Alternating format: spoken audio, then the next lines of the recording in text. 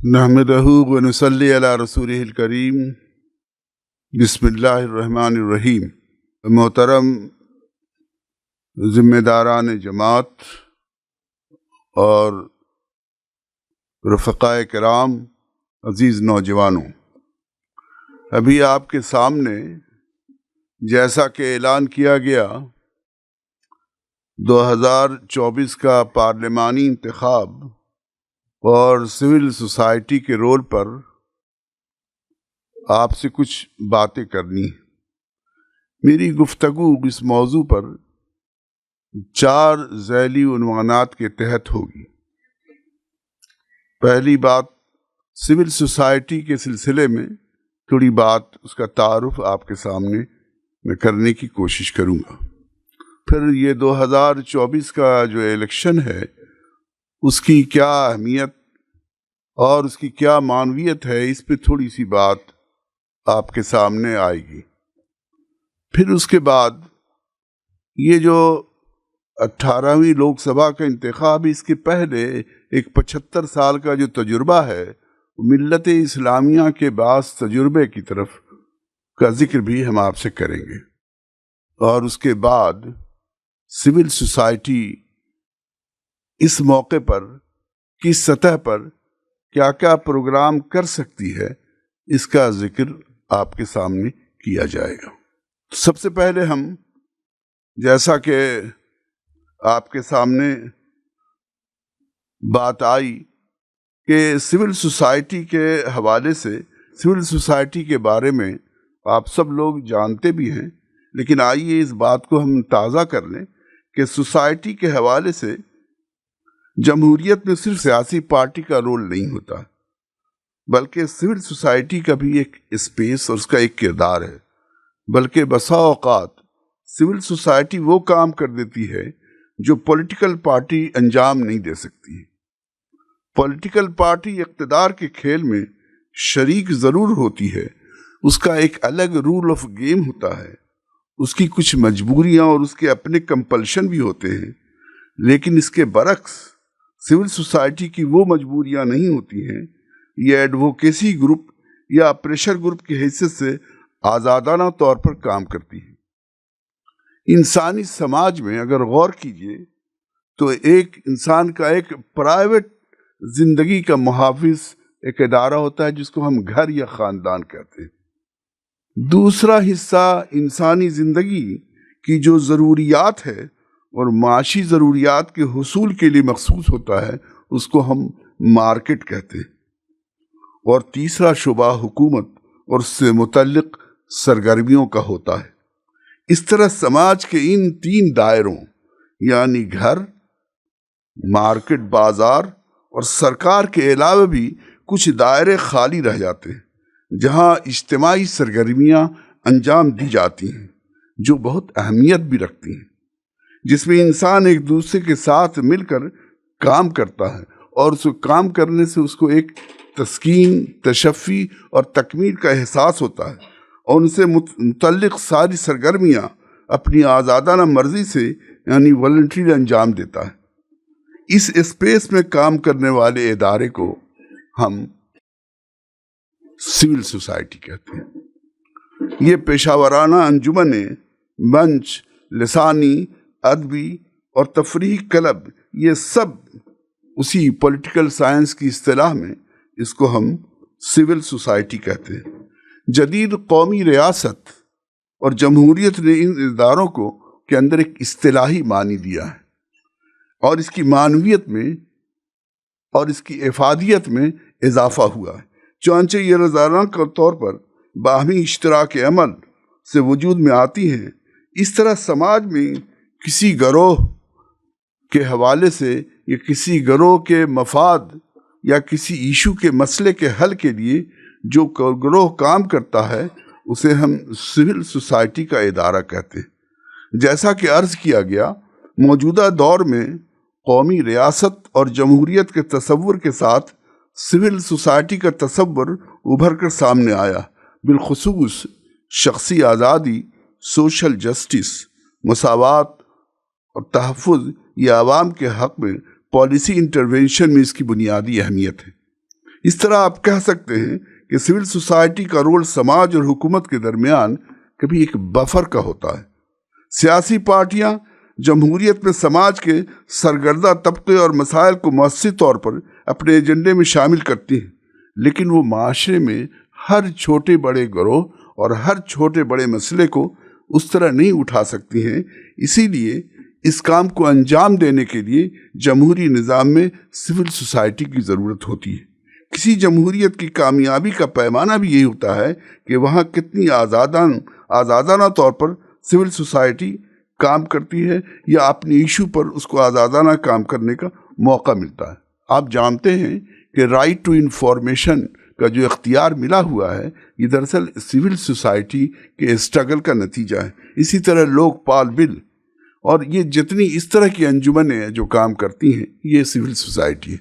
तो गोया समाज में क्लब हो, किसी इशू पर काम करने वाले प्रेशर ग्रुप हो, अदबी तफरीही अंजुमनें हो, किसी फेथ पर बुनियाद उसकी कोशिश करने वाले इदारे हों, जैसा कि मैंने आपके सामने अर्ज़ किया कि प्राइवेट घर, माशी सरगर्मी, मार्केट और सरकारी और हुकूमती काम के अलावा जो स्पेस में काम इज्तिमाई सरगर्मियाँ होती हैं वो सब सिविल सोसाइटी के ज़िम्न में आती है। सिविल सोसाइटी की इस अहमियत को और इसको समझने के बाद अब यह है कि 2024 का जो पार्लिमानी इलेक्शन है इसके सिलसिले में भी चंद बातें हम आपके सामने अर्ज करना चाहते हैं। ये जो 2024 का इलेक्शन है यह बहरहाल दूसरे तमाम इलेक्शन की तरह, पार्लिमानी इलेक्शन की तरह ही एक इलेक्शन हो रहा है। इसके सिलसिले में बहुत पैनिकी होना, बहुत परेशान और बहुत घबराहट, इज़्तिराब कोई ज़्यादा अहमियत नहीं रखती है। इसलिए कि पूरा मुल्क और समाज, अगर हम पूरे 52 से लेके अब तक के इंतखाब को देखें तो हम ये समझते हैं कि बहुत से दौर आए हैं और उस दौर में समाज ने और मुल्क ने इस सिलसिले में कोशिशें की हैं और मेहनत की है।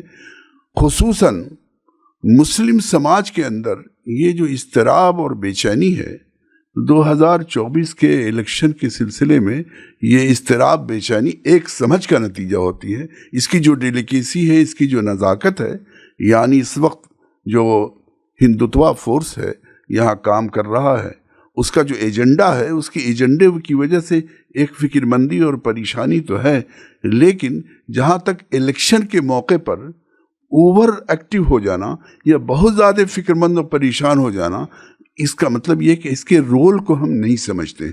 हम बहुत ज़्यादा परेशान हो जाते हैं। हमारा जहाँ जितना रोल है उतना रोल हमें अदा करना चाहिए। अगर मुस्लिम सोसाइटी 2024 के इलेक्शन से या हर इलेक्शन के वक्त में मुस्लिम समाज कुछ हाइपर हो जाता है, हमारा रोल इलेक्शन में बहुत महदूद है। मैं आपको याद दिलाऊं, हिंदुस्तान में सियासी मुस्लिम तजुर्बे में जो सिविल सोसाइटी का तजुर्बा है, मुसलमानों ने पॉलिटिकल पार्टियां भी बनाई हैं और मुसलमानों के सिविल सोसाइटी के तजुर्बे भी हैं। जो पॉलिटिकल पार्टी बनाई है उसके तजुर्बे बहुत नाकाम हुए हैं। मुस्लिम मजलिस यूपी में बनी है, इंसाफ पार्टी शहाबुद्दीन साहब ने बनाया, उसका भी नतीजा है। शुरू में मुस्लिम लीग केरला से निकल के पूरे हिंदुस्तान में उसने काम करने की कोशिश की, लेकिन वो कामयाब नहीं हो सकी और फिर वो अपने आप को वहाँ महदूद कर लिया उसने।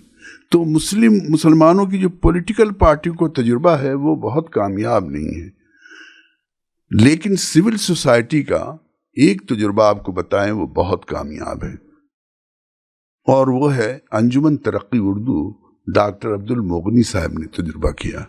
ये सिविल सोसाइटी का लिसानी ग्रुप एक ज़बान के मसले को लेकर के जिस तरह उन्होंने काम किया, इस वक्त बिहार में, झारखंड में और जहाँ जहाँ भी उर्दू दूसरी सरकारी ज़बानें हैं, जो लोग इस वक्त के पॉलिटिकल सरगर्मियों को जानते हैं वो ये समझ सकते हैं कि वो एक हिंदुस्तान का लिसानी बुनियाद पर जो उर्दू का मसले को जो तजुर्बा है वो बहुत कामयाब तजुर्बा है। दूसरा, मुस्लिम मजलिस से मुशावरत का तजुर्बा वो कामयाब नहीं हुआ। लेकिन उसके कामयाब न होने की वजह यह है कि मुसलमानों के दरमियान सिविल सोसाइटी के रोल का जो लिमिटेशन है वो नहीं समझते। उस वक्त उसकी सिलसिले में जो रिपोर्टें आई हैं उसके फेल्यूर की वजह यही हुई कि 1967 के इलेक्शन में लोग सिविल सोसाइटी बनाई थी उन्होंने, लेकिन वो चाहते थे कि पॉलिटिकल पार्टी की तरह बिहेव करे, और इसी में वो ब्रेक हो गई और इंतशार और इख्तिलाफ का जरिया बन गई। तो सिविल सोसाइटी की एक्टिविटी के सिलसिले में ये जानना चाहिए कि उसका एक लिमिटेशन होता है, और हिंदुस्तान के सियासत में अगर हम उस तजुर्बे को सामने रखें और मजलिस मुशावरत के इस कमज़ोरी को कि मुसलमानों में सिविल सोसाइटी की बहुत सारी सरगर्मियाँ, इश्यूज़ की बुनियाद पर लॉबिंग करना, इश्यूज़ की बुनियाद पर एडवोकेसी करना, हुकूमत से इंटरेक्ट करना, एक बफर की तरह काम करना, ये हमारी तरबियत नहीं है। और या हमारे पूरे पॉलिटिकल स्ट्रगल के कैरियर में, मुस्लिम समाज के पॉलिटिकल कैरियर के स्ट्रगल में सिविल सोसाइटी की बहुत मजबूत रिवायत मजहबी हवाले से भी नहीं है। इसलिए मुमकिन है कि सिविल सोसाइटी का तजुर्बा हम इस तरह नहीं करते रहा। मैं अभी ये बात जो कह रहा था, अभी 2024 के इलेक्शन में कम्युनल बुनियादों पर जो बातचीत हो रही है, तो उसकी वजह से फिक्रमंदी भी है। फिक्रमंदी एक फितरी है, और एक फिक्रमंदी अपने रोल को न समझने या इस सिलसिले में हम ज़्यादा एक्टिव होकर कि क्या रोल अदा कर सकते हैं ये न समझने की वजह से। आपको हम एक वाक़या बताते हैं। कांग्रेस के ज़माने में आप जानते हैं कि कांग्रेस में दोनों तरह, कांग्रेस अपने आप में एक नेशनल सेकुलर पार्टी है। नेशनलिज्म, राष्ट्रवाद उसका है, नेशनलिज्म उसका है, लेकिन सेकुलर है। बीजेपी का नेशनलिज्म जो है वो हिंदुत्व की बुनियाद पर है। तो लेकिन उसमें दोनों तरह के लोग थे। दोनों तरह के लोग की मिसाल आप देखिए कि 1948 में ये जो बाबरी मस्जिद का मामला है, 1948 में नरेंद्र देव बहुत बड़े आदमी थे, मौलाना आज़ाद से 1 साल छोटे थे, वो बनारस हिंदू यूनिवर्सिटी के वो वाइस चांसलर रहे। उस वक्त कांग्रेस में ये सब लोग थे, सोशलिस्ट ग्रुप था। उन्होंने इस्तीफा दिया। इस्तीफा देने के बाद अखलाकी बुनियाद पर उन लोगों ने फिर से इलेक्शन, पंडित नेहरू ये चाहते थे कि नरेंद्र देव को फैजाबाद से उनके खिलाफ कांग्रेस कोई कैंडिडेट ठीक से न खड़ा करे, लेकिन उस वक्त के जो चीफ मिनिस्टर थे वो पंडित गोविंद पंत, वो उसके चीफ मिनिस्टर थे। उन्होंने खोज करके, तलाश करके राघोदास देव को ला करके एमएलए के लिए खड़ा किया, और जो पोस्टर बनाए गए वही बाबरी, राम और रावण, इनको रावण की तस्वीर पेश की गई, उनको राम की। और चूंकि वाइस चांसलर जो थे नरेंद्र देव ये सोशलिस्ट थे, तो कहा गया कि एक आदमी जो है मजहब को नहीं मानता है, ईश्वर को नहीं मानता है, और भला बताइए ये राम की जन्म स्थल का ये एमएलए होगा, ये तो रावण है। तो रावण की उनकी तस्वीर थी कांग्रेस की तरफ से, और राम की तस्वीर, राम और रावण की लड़ाई उसको करके, और पूरी तरह आखिरकार नरेंद्र देव को शिकस्त दी गई। तो ऐसा नहीं है कि अभी राम मंदिर का जो झगड़ा है उसकी दूसरी बुनियाद ज़रूर है, लेकिन हम ये कह रहे हैं कि हिंदुस्तान में कम्युनलिज्म, फसादात, हिडन एजेंडे के तौर पर काम मुस्तकिल होता रहा है, लेकिन समाज बहुत बड़ी चीज़ है, और उम्मत मुसलमा के बारे में बहुत अच्छी तरह हम सब लोगों को ये जानना भी चाहिए और बताना भी चाहिए कि अल्लाह ताला ने उम्मत मुसलमा को बहुत साफ साफ बता दिया है कि हमारी जो भी इज्तिमाई, हम पर जो इज्तिमाई आफतें आती हैं वो हमारी अपनी इज्तिमाई कमज़ोरी का नतीजा है। कोई आदमी किसी को, उम्मत मुसलमा का बाल बिका नहीं, हम अपने आप को शिकस्त दे सकते हैं। चुनांचे इस मौके पर घबराहट और परेशानी भी नहीं होनी चाहिए, खौफ और डर भी नहीं होना चाहिए, और ये भी नहीं होना चाहिए आम तौर से सिविल सोसाइटी, मुसलमानों की जितनी मजहबी जमातें हैं सब अगर उसको डिफाइन किया जाए तो वो पॉलिटिकल पार्टियों बनी आती हैं, सिविल सोसाइटी में आ सकती हैं। तो वो जो बयानात देती हैं, वो जब इशू पर बात करती हैं, जब तो ऐसा मालूम होता है कि जैसे पॉलिटिकल पार्टी बात करती है। तो ये ज़रूर हमें मोहतात रहना चाहिए। इधर 2-4 महीनों के जो बयानात हैं उनसे अंदाज़ा होता है कि पॉलिटिकल पार्टियां जिस लहजे में, ज़बान में बात करती हैं, मुस्लिम समाज की जो सोशल ऑर्गेनाइजेशन है, जो मजहबी ऑर्गेनाइजेशन है, जो दूसरे ऑर्गेनाइजेशन हैं, उनका एक लिमिटेशन है, उसी लैंग्वेज में उनको बात करना चाहिए। ये बात चूँकि सिविल सोसाइटी के हवाले से बात आ रही थी, इसलिए मैंने ये बात आपके करना। ये जो पार्लिमानी इलेक्शन है, इसके पहले जो पार्लिमानी इलेक्शन हुआ था 10 मार्च को ऐलान हुआ था। अभी आप लोगों ने, जिन लोगों ने पार्लियामेंट में प्राइम मिनिस्टर की जो तकरीर सुनी होगी, उससे अंदाज़ा हो गया होगा कि अब ये इलेक्शन तकरीर हो रही है। और अभी ये खुद ही दिल्ली में 2 रोज़ा उनकी कॉन्फ्रेंस हो रही है। अजब नहीं कि 10-15 दिनों के बाद ऐलान हो जाए, और अब इलेक्शन बहुत करीब है। इन्होंने अपने आप को निशाना रखा है, जैसा कि आप सुना होगा कि अभी इनके पास 303 है, लेकिन एनडीए के लिए इन्होंने 400 निशाना रखा है और अपने लिए 370 का निशाना रखा है। तो ये गोया बीजेपी इस वक्त जो 2 पॉलिटिकल, एक हलीफ और हरीफ हैं, उन दोनों के सिलसिले में चंद बातें अर्ज करते हुए मैं सिविल सोसाइटी के रोल पर आता हूं कि हमें सिविल सोसाइटी के हैसियत से क्या करना चाहिए। एक बात तो मैंने अभी अर्ज की कि मुस्लिम समाज की जो पॉलिटिकल लीडरशिप है, जो पॉलिटिकल पार्टियों में है, उनकी ज़बान, उनका लहजा, उनका पॉलिटिकल ग्रामर ठीक है, वो अलग है, वो ललकारते हैं, उनकी बात दूसरी होती। लेकिन मजहबी क़यादत को, सिविल सोसाइटी के लीडरों को, समाजी लीडरों को, इनको बहरहाल उस लिमिटेशन को समझना चाहिए जो सिविल सोसाइटी का लिमिटेशन है, चूँकि उनके वो पॉलिटिकल लैंग्वेज उस तरह से नहीं बात कर सकते हैं। और मोदी को हराना कोई सिविल सोसाइटी का एजेंडा नहीं हो सकता है कि हम इन्हें हराने का मतलब यह है कि ये एजेंडा बोल करके हराना। पॉलिटिकल पार्टी तो कह सकते हैं कि 370 हम लाएंगे, वो तो पॉलिटिकल पार्टी तो कह सकते हैं कि हम इनको हराएंगे, फला को हराएंगे और जिताएंगे, लेकिन सिविल सोसाइटी हमेशा इशू पर बात करती है और इशू के हवाले से बात करना चाहिए। हजरात, हिंदुस्तान में इस वक्त जो इलेक्शनी तैयारी है, उसमें आप अच्छी तरह जानते होंगे कि बीजेपी चंद चीज़ों में उसकी तैयारी बड़ी मजबूत है।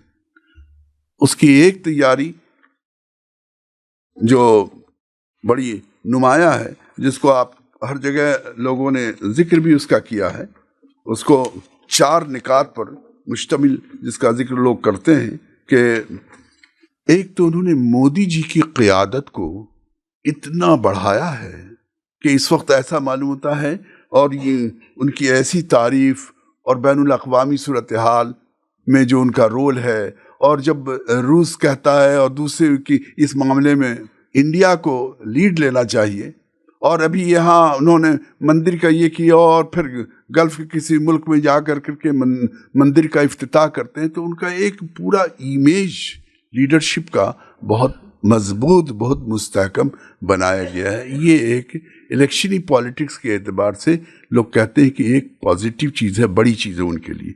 दूसरा, हिंदुत्व आइडियोलॉजी जो है उसको जिस तरह मजबूत किया है, और उसमें एक ख़तरनाक पहलू ये है, अभी हम बुक फेयर में गए हुए थे तो हम ये देख रहे थे, हिंदुत्व फोर्सेस ने तारीख को जिस तरह मिस इंटरप्रेट किया है, लेकिन उसकी वजह से उन्होंने सबको अपने ही पाले में डाल दिया है।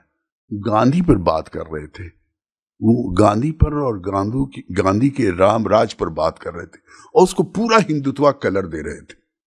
तो उन्होंने हिंदुत्व को इस तरह से प्रेजेंट किया है जैसे कि मालूम होता है कि हिंदुस्तान की पूरी रिवायत का यही हिस्सा, हालांकि उसकी हिंदुत्व जो है उसका मजहब से कोई ताल्लुक नहीं है, वो एक पॉलिटिकल आइडियोलॉजी है, और गांधी और हिंदुत्व से कोई रिश्ता नहीं है। तो ये उन्होंने, लेकिन बहरहाल इस पर जो काम उनका है, देही और शहरी आबादी के हिसाब से उन्होंने अपने हिंदुत्व आइडियोलॉजी के मुताबिक जो ग्रुप है उसको सेटिस्फाई करने की कोशिश की है। मिसाल के तौर पर आप देहात में जाइए, देहात के अंदर अगर आप जाएंगे तो जो उनके बड़े लोग हैं, जो ऊंची जाति के लोग हैं, उनको तो उन्होंने हाइपर नेशनलिज्म और लव मैरिज गौकशी और त्योहार के मनाने के सिलसिले में इससे फूल बरसाना, ये सब करके उनको उनकी मोरल बूस्टिंग, उनके गौरव, अतीत गौरव को बढ़ा करके उनको ये किया। और जो सोशल जस्टिस के नतीजे में जो नीची जातियां थीं और सोशल जस्टिस की फोर्सेस की कोताही की वजह से, यादववाद की वजह से या ख़ास जाति और बिरादरी, जाट बिरादरी की वजह से जो कुछ बिरादरियां छिटकी, तो उनके लिए उन्होंने लाभार्थियों का एक पूरा स्कीम बनाया। शहरी अर्बन इलाके के लिए उन्होंने, अर्बन इलाके के लिए हिंदुत्वा ने वहाँ की आबादी को सेटिस्फाई करने के लिए उसकी दूसरी स्कीम है। उसके अंदर लॉ एंड ऑर्डर का मसला है, उसके लिए उन्होंने हिंदू पास्ट ग्लोरीफाई किया है। देहात में उन्होंने, जो देहात का मसला है, इसलिए कि वहाँ जिसके पास खेती होती है जो बेहतर होता है, उसके लिए लव जिहाद बहुत बड़ा मसला हो जाता है। गौ कृषि का मामला बड़ा मसला होता है, उसके अपने इक़्तिदार से जुड़ा हुआ होता है। वो उससे मुहर्रम का एक ज़माने में जुलूस निकलता था, वो समझता है, अब मालूम होता है कि हाँ जुलूस हिंदू त्योहारों में निकलता है, उसको अगर ऊपर से फूल बरसाया जाता है और उसमें हुकूमत की पूरी सपोर्ट होती है, तो उसके अंदर एक नया, तो इधर गरीबों को, लाभार्थियों को एक हिस्सा बनाया है, उधर अमीरों के अंदर, बड़े लोगों के अंदर एक नया प्राइड का शौक़ पैदा कर करके उन्होंने अपने कंसोलिडेट करने की कोशिश की। दूसरी तरफ जो कांग्रेस है और सोशल जस्टिस की फोर्सेस हैं, उनके साथ कांग्रेस जो है नेशनलिज्म का जो सिकुलर कंसेप्ट है और सिकुलर मॉडल है, उसको पेश कर रही है। थोड़ा सा शिफ्ट हल्का सा किया है उसने। पहले सेकुलरिज्म में मुसलमानों का जिक्र ज़्यादा होता था, अब उसको उन्होंने थोड़ा सा दबा दिया है, जिसको लोग सॉफ्ट हिंदुत्वा भी कहते हैं। लेकिन ये और उन्होंने सोशल जस्टिस के उस एजेंडे को कि जिसकी जितनी हिस्से भागीदारी, उतनी जिसकी जितनी आबादी हो उसकी उतनी हिस्सेदारी और भागीदारी हो, ये वाला एक बढ़ा दिया।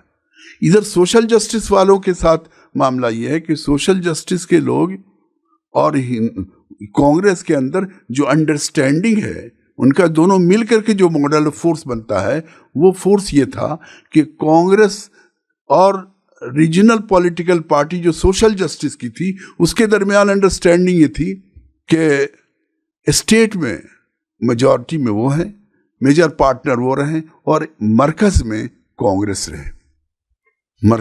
लेकिन अभी जो आप देख रहे हैं इंडिया का गठबंधन जो टूट रहा है, उसका ये इक्वेशन का गड़बड़ा रहा है। ये इक्वेशन का गड़बड़ाना 2024 के इलेक्शन के सिलसिले में एक निगेटिव बात ज़रूर है। वरना अगर ये अंडरस्टैंडिंग, इस सिलसिले में कांग्रेस ने ये सोचा कि कहीं ऐसा ना हो कि जो मेजर पार्टनर की हैसियत से मरकज़ में हम थे, जब हिस्सेदारी बंटने लगे तो मरकज़ की क़यादत हमारे हाथ में हो। चुनांचे आप पूरे सिनेरियो में देख रहे हैं कि मरकज़ पर अपनी भागीदारी मजबूत करने के लिए और स्टेट और मरकज़ के तवाज़ुन को बरकरार रखने के सिलसिले में जिस तरह कांग्रेस का रवैया है, उससे रीजनल फोर्सेस को शिकायत हुई है। तो ये दोनों का, तो एक तरफ बीजेपी ने अपने कैडर को पूरी तरह कंसोलिडेट किया है, स्पिरिटेड किया है, उन्होंने राम मंदिर के जज्बे के साथ उसको आगे बढ़ाया है, उन्होंने लाभार्थियों का एक ग्रुप पैदा किया है, अच्छा काम किया है, उनका मैनेजमेंट अच्छा है। दूसरी तरफ जो गठबंधन था उसमें ये जो पहलू है, अब नहीं कहा जा सकता है, इलेक्शन के ऐलान के बाद भी नए इक्वेशन, नए सिचुएशन पैदा हो सकते हैं, इसलिए कि उसमें ईडी और दूसरी चीज़ों का, हम लोग को याद है कि इमरजेंसी में इलेक्शन के ऐलान के पहले तक लगता था कि कांग्रेस आ जाएगी, लेकिन जैसे ही इलेक्शन का ऐलान हुआ उनके अंदर के लोग आज़ाद हो गए, और चूँकि वो इलेक्शन का ऐलान करने के बाद हालात बदल जाते हैं, फिर ईडी और दूसरी चीज़ों का ये नहीं है, नहीं कहा जा सकता है कि क्या मामला होगा। मुमकिन हो कि 10-15 दिनों के बाद जब इलेक्शन का ऐलान हो तो एक अचानक नया इक्वेशन और नया सिचुएशन भी बनने लगे। बहरहाल ये है सूरत हाल है, जिस सूरत हाल में 2024 के हम इलेक्शन को फेस कर रहे हैं। जाहिर है कि हम इस वक्त हिंदुस्तान में जो सूरत हाल है, मुसलमानों की जो पॉलिटिकल पार्टियां हैं वो इस वक्त ज़ेर बहस नहीं है। अब हम जो कुछ कर सकते हैं वो हमारी सिविल सोसाइटी के हिस्से से हमारा एक रोल है और वो बहुत इम्पॉर्टेंट रोल है, और वो रोल लोकल सतह पर, ग्रास रूट लेवल पर है। नहीं, हम मुस्लिम समाज के अंदर जितनी भी ऐसी तंजीमें हैं जो वो थर्ड स्पेस को, जिसको हम सिविल सोसाइटी का स्पेस कहते हैं, उस स्पेस में काम कर रही है। हम लोग जानते हैं कि मुसलमानों के अंदर वोट का परसेंटेज बढ़ाने के लिए, या वोटर लिस्ट में नाम रहने के लिए, या जिस वक्त सिटीजनशिप की बहस हुई थी, नीचे की सतह पर एक बहुत काम करने वाला एक छोटा सा नेटवर्क खड़ा हुआ है। इसी तरीके से और दूसरे कामों के लिए जो हादसात होते हैं, उसके भी हमारे पास सोशल नेटवर्क है। उसकी ये जिम्मेदारी है कि बजाय इसके कि हम ललकारें, बजाय इसके कि हम बड़ी बड़ी बात करें, हम चाहिए कि हम नीची सतह पर, ग्रास रूट लेवल पर, डिस्ट्रिक्ट में चंद ऐसे डिस्ट्रिक्ट को सिलेक्ट करें।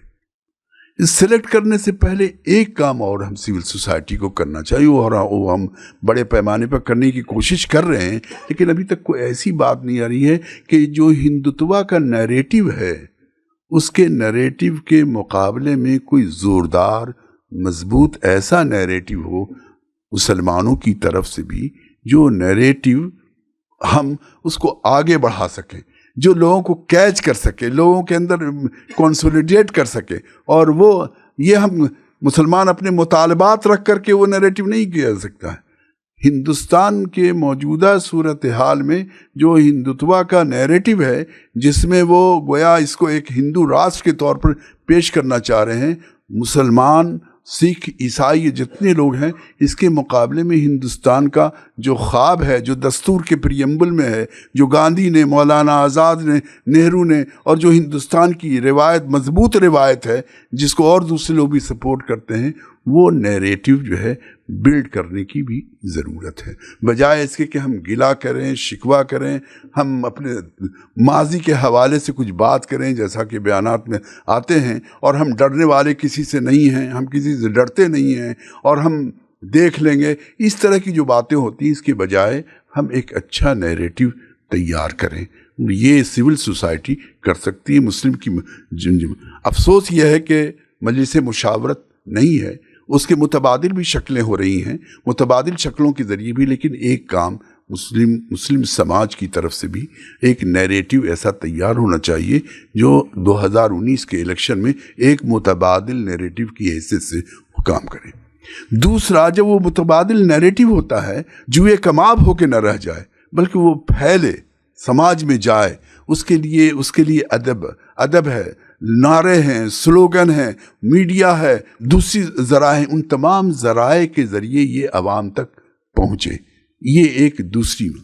इस वक्त राहुल गांधी ने जो अपने दौरे में एक नैरेटिव शुरू किया है, वो बहरहाल इस हैसियत से काबिल तारीफ है। पहली दफ़ा उन्होंने पूरा आइडियोलॉजी पर वार करना शुरू किया है और बहुत साफ बात की।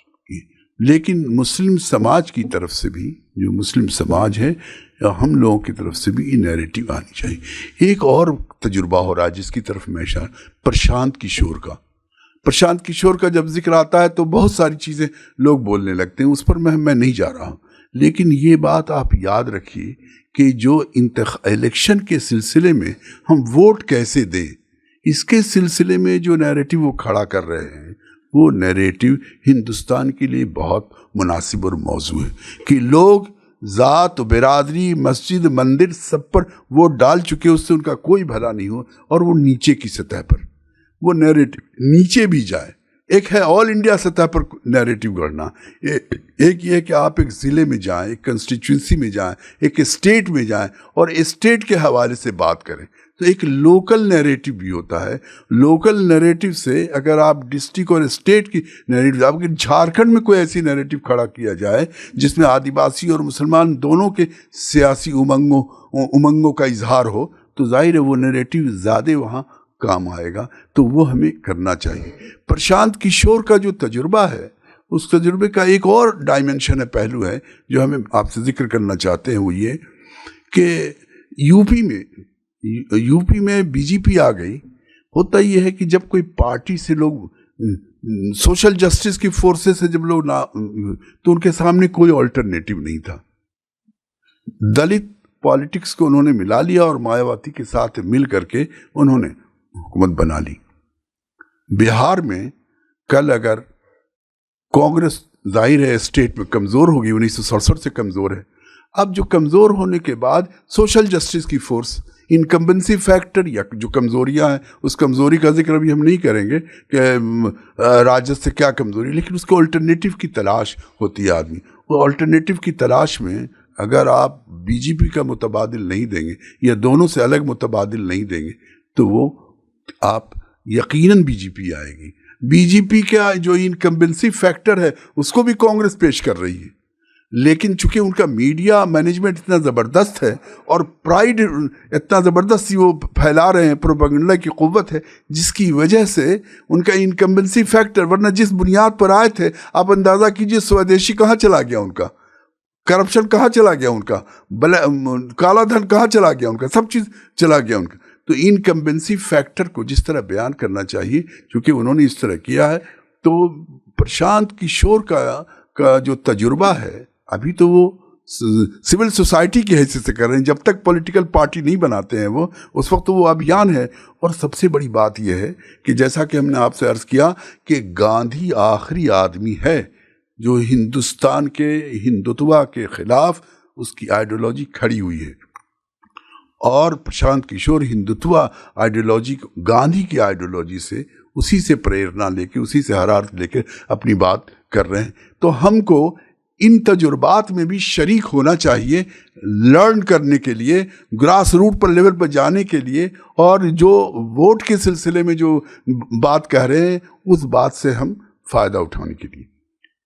तो मैं अर्ज़ ये कर रहा था कि एक नैरेटिव तो नेशन लेवल पर है जो हिंदुत्व के मुकाबिल में है, एक नैरेटिव है जो लोकल आबादी को, इसलिए कि हिंदुत्व फोर्सेस सिर्फ ये नहीं, उन्होंने अलग अलग किया। आप अंदाज़ा कीजिए, अभी राम की मंदिर की जो स्थापना की है उन्होंने, उसमें साउथ का कलर दिया है, यानी वो ब्लैक ये है। तो उन्होंने इलाकाइयत को, रीजनलिज्म को, नॉर्थ और साउथ को, सबको जोड़ने के लिए बहुत सब चीज़ों का इस्तेमाल किया, तहजीब का, कल्चर का, इज्तिमाई ज़िंदगी या इज्तिमाई हावज़े का, मिथ का, सबको ये किया।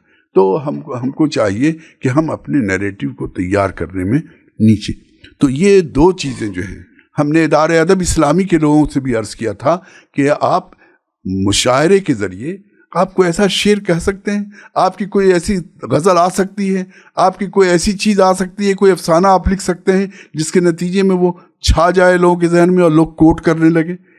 इसलिए कि जो चैलेंज है वो चैलेंज को हम किस तरह मीट कर सकते हैं। तीसरी बात यह है कि लोकल सतह पर जब सेकुलर फोर्सेस कमज़ोर हैं, बूथ मैनेजमेंट नहीं कर सकती हैं, इतने पैसे खर्च होते हैं, उनके पास अफराद नहीं है, तो सिविल सोसाइटी उसको फिल करे, इसलिए कि यहाँ पर दोनों का इंटरेस्ट एक हो जाता है। कभी कभी ऐसा होता है कि एक कैंडिडेट बहुत अच्छा होता है और महज मैनेजमेंट की कमी की वजह से, बूथ मैनेजमेंट की कमी की वजह से वो शिकस्त हार जाता है। हम समझते हैं कि दो काम और लोकल सतह पर करना चाहिए, और अगर हमारे नौजवान और हमारी सिविल सोसाइटी के लोग लोकल सतह पर जा कर के इलाकाई बुनियाद पर एक मैनिफेस्टो बना लें और उस मैनिफेस्टो पर हिंदू और मुसलमान मिल कर के कोशिश करें और उस बुनियाद पर इंतखाबात और कैंडिडेट से बात करें, तो ये भी एक बड़ा हथियार बन सकता है। एक काम और कर सकते हैं, हिंदुस्तान में जहाँ जहाँ पार्लियामेंट्री कंस्टिट्यूशन पार्लियामेंट के बीजेपी के मेंबरान हैं या और भी दूसरी पार्टी के मेंबरान हैं, और जहां हम उनके सिलसिले में, उनकी कारकर्दगी के सिलसिले में, उनका एहतसाबी जायज़ा लेने के सिलसिले में एक काम करें, तो ये भी हम एक बहुत बड़ा रोल अदा कर सकते हैं। हजरात, सिविल सोसाइटी के लिए जो सबसे बड़ा मैदान इन कम वक्तों में है, इलेक्शन, ऑल इंडिया इलेक्शन के लिए 1.5-2 साल चाहिए मेहनत के लिए। अब 2-3 महीना, 2-2.5 महीना रह गए हैं, उसमें हम यही 5 काम कर सकते हैं। नेशनल लेवल पर एक अच्छा नैरेटिव जो है उसको हम उठाएं, बिल्ड करें, उसको फैलाएं, इस रीजनल सतह पर भी उसका एक शेड उसके मुताबिक डेवलप करें जो वहाँ कैच हो सके। हमने जो इलेक्शन में काम किया है वोटर लिस्ट के सिलसिले में, उसको हम रीऑर्गेनाइज करके हम उस इलाके के लोगों के साथ मिल करके एक एजेंडा बनाएं, एक मैनिफेस्टो बनाएं, ताकि उनकी तालीम व तरबियत हो और इलेक्शन का एजेंडा सही हो। इस सिलसिले में मैंने प्रशांत किशोर का भी जिक्र किया, वो जैसे डिस्ट्रिक्ट लेवल पर काम कर रहे हैं और उसके सिलसिले में एक्सपोज कर रहे हैं लोगों को। फिर उसके बाद जब इलेक्शन का वक्त आए तो मैनेजमेंट को काम करके भी हम जो सही कैंडिडेट है उसको जितानेंगे। एहतसाब भी करें जो अभी मेंबर ऑफ पार्लियामेंट है, और हम जो एजेंडा है अब उस रीजनल एजेंडा भी हम रखने की कोशिश करें। हजरात, एक आखिरी बात कहते हुए अपनी बात ख़त्म करते हैं। मजलिस मुशावरत ने 3 बातें रखी थी। हमारी कोई पॉलिटिकल एक्टिविटी हो उनमें ये तीनों बातें रहनी चाहिए, चाहे वो सिविल सोसाइटी करे चाहे कोई करे। नंबर 1 कि हिंदुस्तान में चाहे जो हालात भी हो जाएं, सिविल सोसाइटी की भी और सब लोगों की ये जिम्मेदारी है कि दस्तूर ने मुसलमानों को, यहाँ के लोगों को शहरी में जो बराबरी का हिस्सा दिया है वो बराबरी का हिस्सा रहे, इन्फिनिटी कॉम्प्लेक्स पैदा ना हो। ये काम भी एक बड़ा काम है। जब आदमी नर्वस और घबरा जाता है और निगेटिव हो जाता है तो फिर वो सही रोल अदा नहीं कर सकता। दूसरी बात उन्होंने जो कही है कि वो उम्मत मुसलमा की सिर्फ यही पोजीशन नहीं है कि वो हिंदुस्तान के शहरी हैं, वो खैर उम्मत है। इसलिए जिस सतह पर भी हमारी सिविल सोसाइटी काम करे वो खैर उम्मत का पहलू भी सामने रहे। और तीसरी बात यह है कि हिंदू और मुसलमानों के अंदर बहुत दूरियां बढ़ गई हैं और बड़ी गलत फहमियाँ हैं। वो बहुत अच्छी मेजॉरिटी में है, 75 वर्षों में वो बहुत आगे बढ़ गए।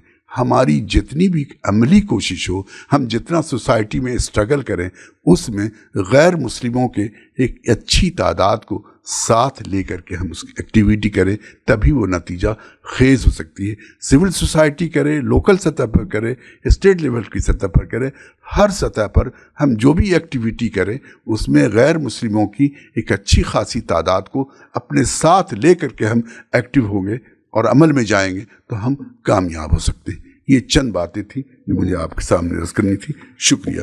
व आखिर दावाना अल्हम्दुलिल्लाहि रब्बिल आलमीन।